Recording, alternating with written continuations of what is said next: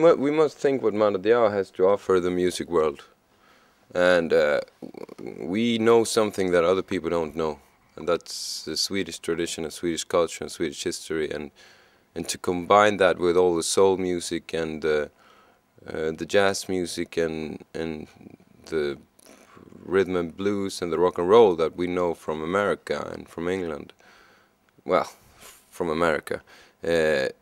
It's so like to combine that with put some Swedish, just see it with Swedish eyes. Then Mando Diao becomes an interesting band. If we are doing try to do exactly what Rolling Stones are doing, then well, they know best how to do that, you know. So we have to find our own kind of way to present ourselves in the music world. We always love that bands that you can really hear where they're from, you know. Beach Boys, you can hear that they're from California. Velvet Underground, you hear that they're from New York. You hear that Neil Young is from Canada. You hear that Snoop Doggy Dogg is from Compton. You hear that, well, you hear that Beatles is from Liverpool and that Rolling Stones is from London. And Are they? yeah, of course.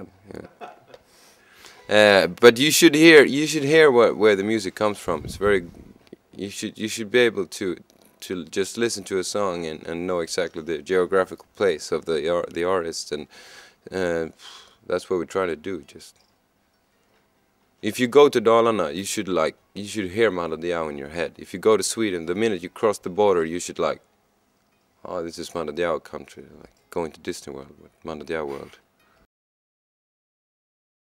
Yeah, a Swedish true troll. It's a very famous guy in Sweden called Per Olin, who did a lot of animated movies in the 70s in Sweden, really good ones.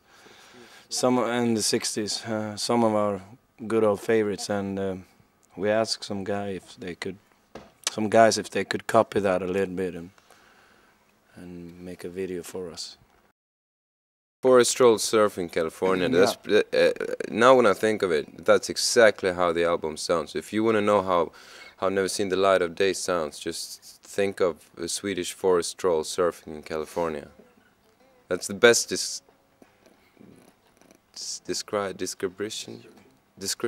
It's the best description of the album. Haha, they can't expect anything really.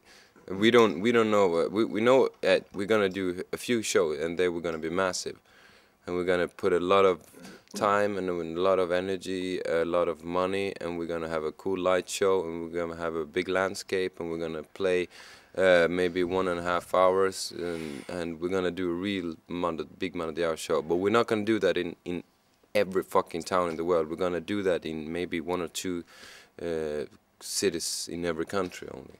So we're gonna do less shows and bigger shows, and we're gonna film them, do DVDs, and let them tour instead of Mando Diao. And also there's 18 people playing on these records, additional musicians, pedal steel players, choirs, naked girls from our county singing.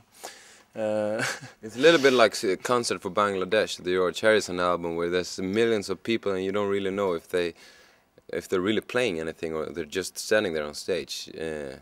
And he did one concert in Madison Square, and that was it, like, and that was the album, and that was everything. And it's a little bit like that on this album, like the 70s records were too many musicians to do anything to.